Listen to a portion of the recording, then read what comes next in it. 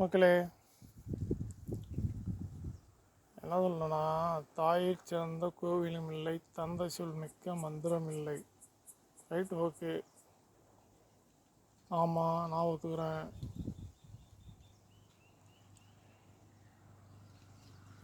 சில பேர் சொல்கிறாங்க, தாய் தந்தையரை கொண்டு போய் இது பண்ணுறாங்க, அப்படி பண்ணுறாங்க, இப்படி பண்ணுறாங்க, சிரமப்படுத்துகிறாங்க, கொடுமைப்படுத்துகிறாங்க, பிள்ளைகள் சரியில்லை அப்படின்னு சொல்லுவாங்க. ரைட், ஓகே, அதுவும் ஓகே. அப்போ அந்த பிள்ளைகளுக்கு இப்போ இருக்கிற பிள்ளைகளுக்கு அவங்களோட தாய் தப்பு நல்லவங்களா இருப்பாங்களா? வாய்ப்பே இல்லை. என்ன சொல்ல வரேன்னா, எல்லாரும் நல்லவங்களும் கிடையாது, எல்லாரும் கெட்டவங்களும் கிடையாது. தாய் தந்தையரும் கெட்டவங்க இருக்காங்க, பிள்ளைகளும் கெட்டவங்க இருக்காங்க.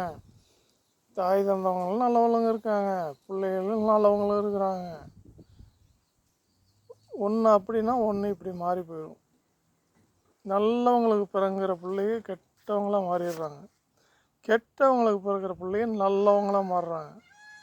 அப்போ நம்ம சொசைட்டி வந்து மாறி மாறி போயிட்டுருக்கு. அதனால் ஒரு மூட நம்பிக்கை பண்ணிடுறேன். அப்பா அம்மா சொல்லிட்டாங்க, அது நல்லா தான் இருக்கும்,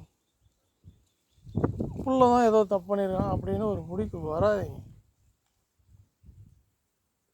கெட்ட அப்பா அம்மா இருக்கிறாங்க, நல்ல பிள்ளைங்களும் இருக்கிறாங்க, நல்ல அப்பா அம்மாவும் இருக்கிறாங்க, நல்ல பிள்ளைகளும் இருக்கிறாங்க.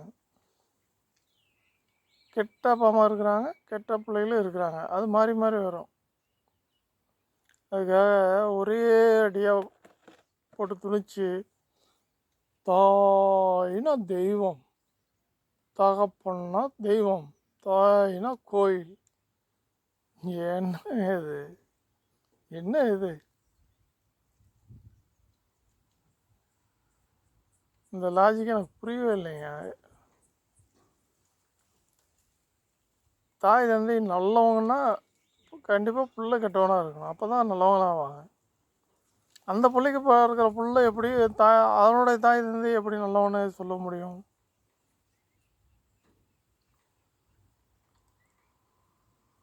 இந்த லாஜிக் எனக்கு புரியவே இல்லைங்க. யாராவது அந்த கமெண்டில் போடுங்க.